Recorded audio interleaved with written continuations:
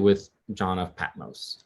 Yeah. And if you could just say a few things about John of Patmos, what kind of definitive historical figure is he, and how you teach the divergence between John of Patmos and John, Jesus's disciple.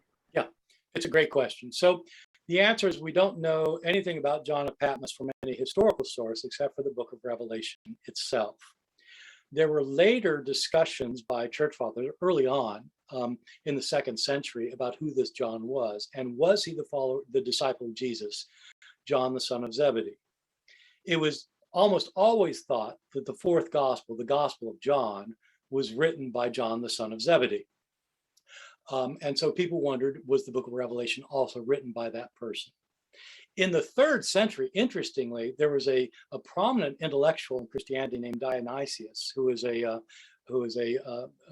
bishop of Alexandria again, Dionysius in the 3rd century, who wrote a book. We still have it. We have a quotation of this book that definitively shows that whoever wrote the book of Revelation was not the author of the Gospel of John, because their writing styles are hugely different.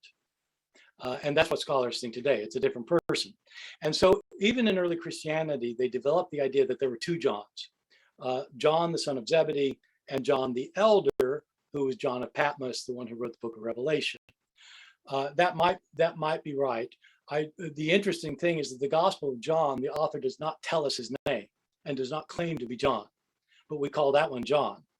Book of Revelation does claim to be written by John, probably was written by somebody named John, and we don't call that one John, we call it the book of Revelation. So it's a little bit of irony. He appears to have been a Christian. Many people think that he was a Jewish Christian because the name John was a Jewish name. So he may have been a Jewish Christian living at the end of the 1st century who understood himself to be a prophet who was connected with the churches of Asia Minor. The other thing I'll say about him is that his Greek is very bad. He makes grammatical mistakes all over the place. So he was highly educated in the sense that at least he could write Greek, but he was not a top echelon writer.